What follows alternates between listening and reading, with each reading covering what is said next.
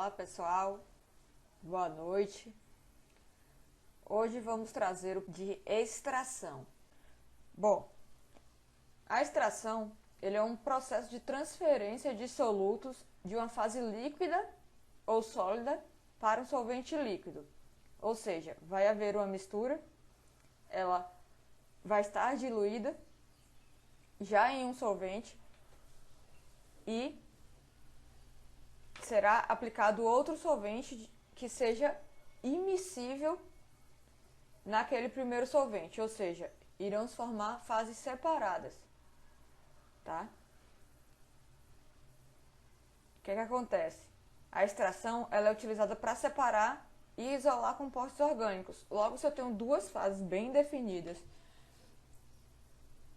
que indicarão para mim que eu vou ter tanto uma fase aquosa quanto uma fase orgânica, isso vai me ajudar a visualizar e a separar esses componentes dessa mistura, tá? Bom, o processo de extração ela é usada para diversos processos no nosso dia a dia. O processo da extração da cafeína, por exemplo, acontece com a extração dessa substância em chás, tá? Já à direita nós temos vários processos, o resultado de vários processos de extração da planta canabidiol, que é utilizado para efeitos medicinais em diversos medicamentos hoje em dia, ok? Bom, nós temos os tipos de extração. A extração líquido-líquido, contínua e descontínua com solventes inertes, tá? Que elas podem... A contínua, ela acontece de uma fase só e a descontínua em várias fases. Por que em várias fases? Haverá uma otimização desse processo se ela for feita em fases diferentes. A gente vai mostrar os cálculos daqui a pouco de como isso vai ser feito para uma melhor visualização desse processo, tá? Já a extração líquido-líquido com solventes quimicamente ativos, ela também pode ser contínua e descontínua. Só que nesse caso haverá uma reação química nessa extração. E nós temos também a extração sólido-líquido, na qual nós teremos um sólido envolvido em extração. Bom, aqui temos um exemplo de um processo de extração líquido-líquido. O solvente 1 contém uma mistura de moléculas pretas e brancas, que é aqui no A. Aqui no A nós temos o solvente 1. Bom, depois foi adicionado um solvente 2. Normalmente um dos solventes é a água, tá? Já que ele dissolve grande quantidade de substâncias polares e é normalmente immiscível em substâncias orgânicas, em compostos orgânicos, tá? Então aqui nós temos a mistura de dois solventes que possuem diferenças nas suas miscibilidades, ou seja, as brancas elas se dissolvem mais na parte sombreada, no solvente sombreado. Já as partículas pretas elas se dissolvem melhor no solvente branco, ok? Para extrair a fase que nós queremos, nós vamos abrir aqui a torneira e essa válvula e a gente vai separar o primeiro solvente. Bom, o solvente ele é algo muito importante do nosso interesse nesse processo de extração, tá? A depender do solvente utilizado, nós vamos ter uma maior efetividade da nossa extração, tá? Já que o sucesso dessa separação depende da diferença de solubilidade do composto nos dois solventes, tá? Na nossa experiência de hoje, nós vamos utilizar o tolueno como um dos solventes, tá? Bom, o que a gente tem que observar quando tiver que haver uma escolha de solventes, tá? Bom, a sua baixa solubilidade em água, já que provavelmente o outro solvente será água, a alta solubilidade para a substância, a qual nós gostaríamos de extrair, se eles são realmente inertes, o baixo ponto de ebulição, um baixo custo e uma baixa toxicidade, tá? Um fator importante que nós temos que ressaltar na extração é o K, tá? O que é o K? Ele é um coeficiente de partição ou distribuição, tá? O K ele é dado pela relação entre a concentração molar do soluto nos solventes A e nos solventes B, tá? No nosso caso aqui hoje será a água e o tolueno, tá? Bom, como a gente tem uma concentração de soluto em cada solvente, a gente pode considerar que a solubilidade, que essa concentração, na verdade, a gente pode utilizar como a solubilidade dos solutos do solvente, já que essa é uma propriedade que a gente tem fácil acesso, tá? É encontrado em tabela de propriedade física da substância. Então, o nosso coeficiente de partição e distribuição, ele passa a ser lido como uma razão entre a solubilidade do soluto no solvente A e a solubilidade do soluto no solvente B, tá? O processo de extração descontínua, como eu já falei, ele é mais eficiente, já que pequenas quantidades de solvente são empregadas em repetidas vezes, ou seja, várias fases. A gente faz várias vezes o mesmo processo, extraindo diversas vezes o mesmo produto daquela mistura, tá? Bom, existe a lei da distribuição, que a gente vai utilizar o K, que foi dado, para a gente poder mostrar qual a diferença entre uma única extração e várias extrações, tá? A gente vai provar que várias extrações, quando elas são realizadas, elas são realmente mais eficazes na extração dessa substância. Bom, o que a gente tem que fazer? A gente vai achar um K pela solubilidade dos solutos nos produtos, nos diferentes solventes, tá? O exemplo que nos foi dado na lista é da nossa substância em 100 ml de éter, que é a solubilidade da substância em 100 ml de éter, e a solubilidade em 100 ml de água. Ou seja, a solubilidade ela varia de acordo com o solvente, tá? Então, no nosso caso aqui, a nossa solubilidade da nossa substância em éter é 6 gramas e em água é 3 gramas. Logo, o nosso K ele vai ser igual a 2. Correto? Bom, o segundo passo é achar o valor de S, que aí vai ser o valor da nossa substância que ficaria em cada fase, tá? Eu tenho um valor inicial de 4,8 gramas e eu tenho um K de 2, ok? Bom, na água eu vou ter essa substância dissolvida em água. Então, quando eu for extrair essa substância, eu vou ter 4,8 gramas dela, que é o valor inicial, menos o X que foi extraído. E no éter, eu vou ter o X que foi extraído. Bom, fazendo as contas, eu vou ter que na fase orgânica, ou seja, no éter, eu vou ter 3,2 gramas. Já na fase aquosa, vai sobrar ainda 1,8 gramas.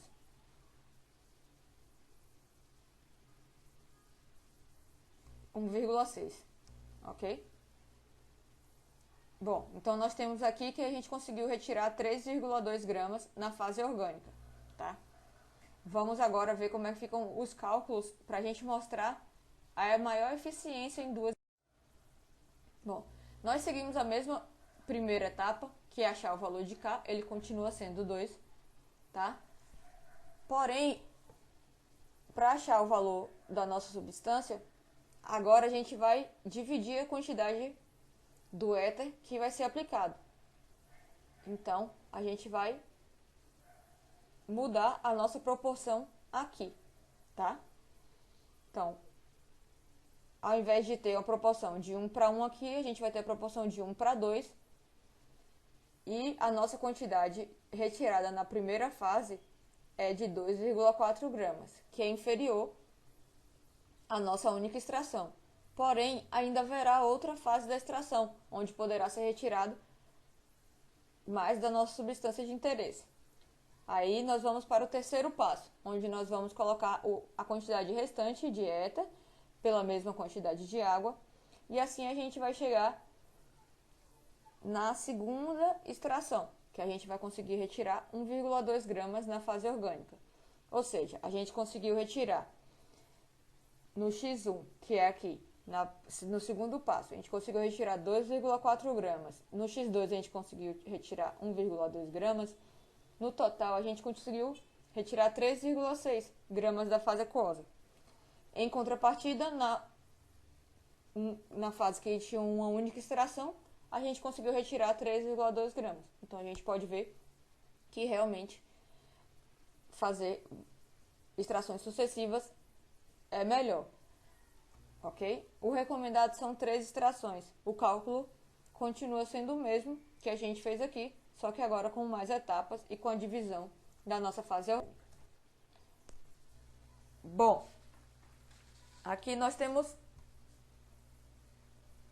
na verdade, duas coisas que podem ocorrer enquanto nós estamos fazendo a extração. Uma delas é o salting out, que acontece quando esse coeficiente de distribuição ele for muito menor que 1. Ou seja, a substância orgânica não é muito solvente no solvente orgânico.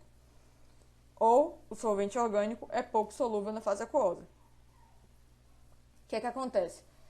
Para melhorar isso, a gente vai precisar adicionar eletrólitos, de maneira que aumente esse K.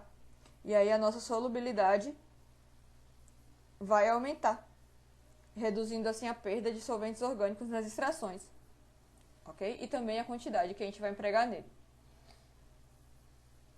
Outra coisa que pode acontecer é a emulsão. Bom, a emulsão é uma suspensão coloidal de um líquido em outro, tá?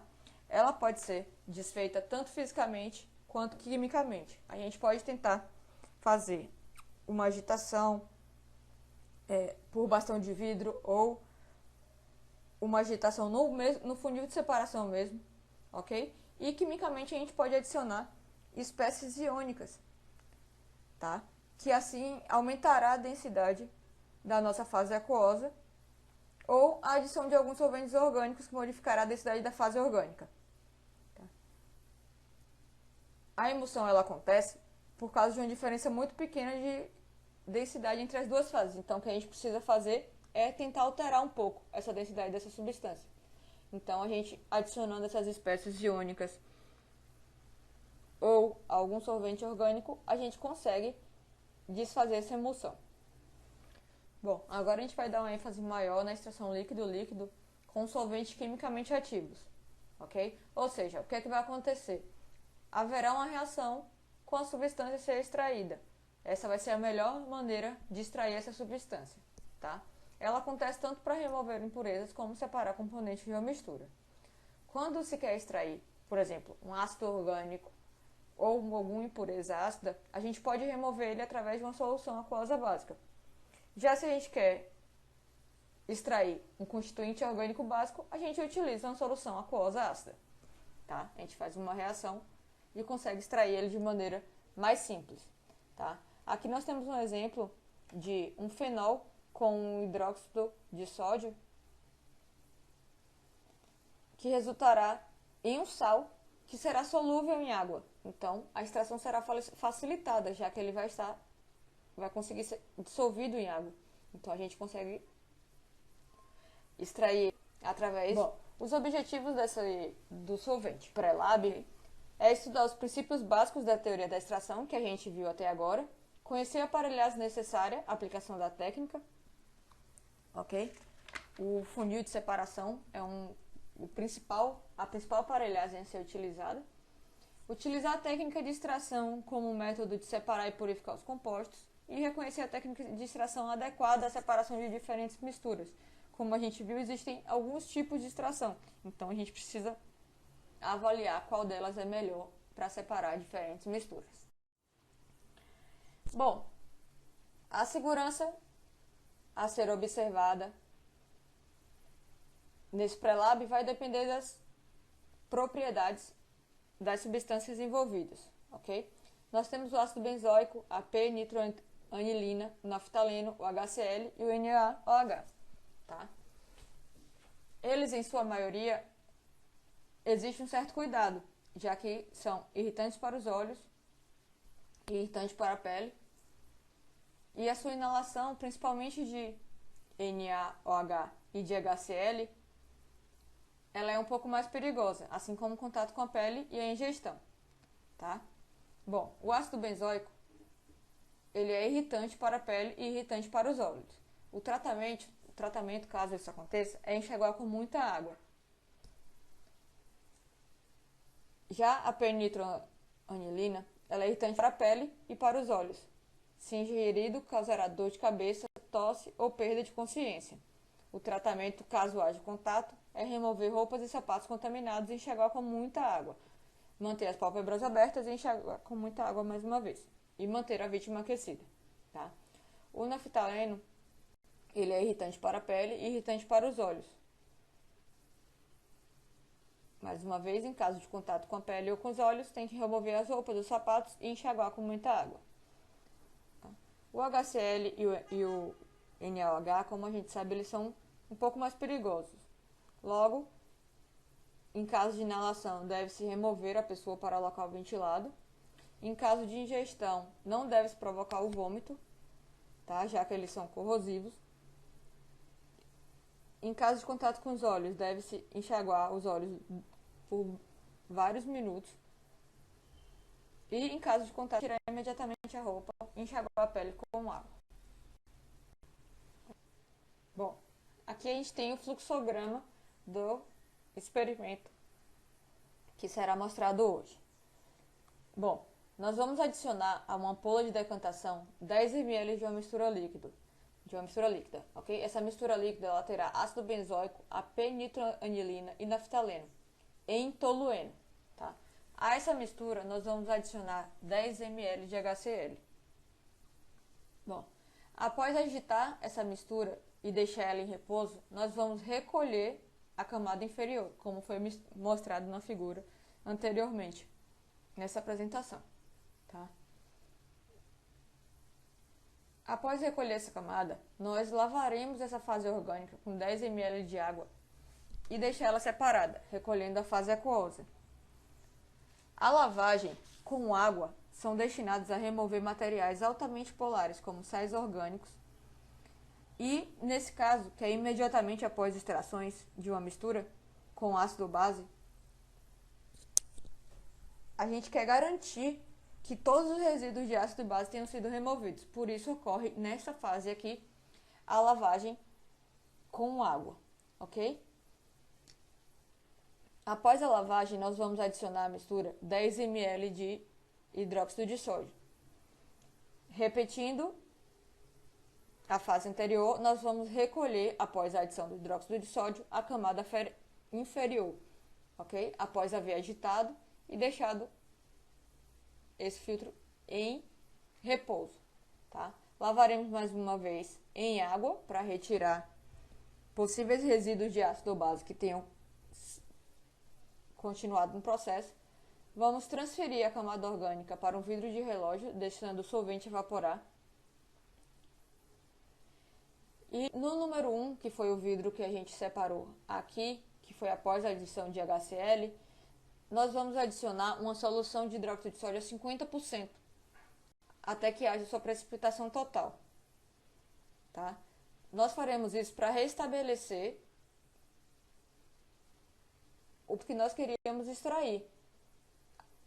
A reação será mostrada um pouco mais à frente, com detalhes, tá? Já no número 2, nós vamos adicionar HCl, na proporção de 1:1, até que também haja precipitação. Vamos resfriar ambos em banho de separar os sólidos por filtração a vácuo. As reações de extração são com água gelada por essas equações. A extração 2 é o ácido benzoico com o hidróxido de sódio, resultando nesse sal, que ele será solúvel em água, mais água, ok? Já a extração número 1, ela é a P-nitranilina, reagirá com o HCl, resultando no sal de amônia solúvel em água. Bom, mas essas não são as substâncias que a gente quer extrair, ok? A gente não está interessado nesses sais, a gente está interessado tanto no ácido quanto na P-nitroanilina. Como a gente vai chegar nessa substância? Bom, para ver a regeneração do ácido benzoico, a gente vai colocar o sal que nós obtivemos com o HCl na proporção de 1:1. E assim nós retornaremos com o ácido benzoico e teremos o NaCl sendo produzido nessa reação. Já a regeneração da P-nitroanilina se dará pelo sal de amônia reagindo com hidróxido de sódio, formando mais uma vez a P-nitroanilina. Mais água e mais NaCl. Ok? Um processo que não foi dito no nosso procedimento, mas que também acontece, é a secagem, tá? Depois que um solvente orgânico ele é agitado com a solução aquosa, ele vai ficar úmido, de alguma maneira, mesmo que ele seja pouco solúvel nessa água, mas ainda assim haverá algum resíduo. Bom, nesses casos, que são todos, a gente vai precisar fazer uma secagem, tá? Então, o que é que vai acontecer? A gente vai utilizar algum desses agentes secantes comuns para secar a solução úmida. Então, a gente vai ter um agente secante, que ele é insolúvel, com uma solução úmida que irá, esse agente secante anidro, ele irá se hidratar e liberar o nosso produto na sua forma seca, o que é muito interessante, já que a gente vai precisar pesá-lo para saber nosso rendimento da reação e o quanto de produto ali havia. Okay. Muito obrigada e até a próxima.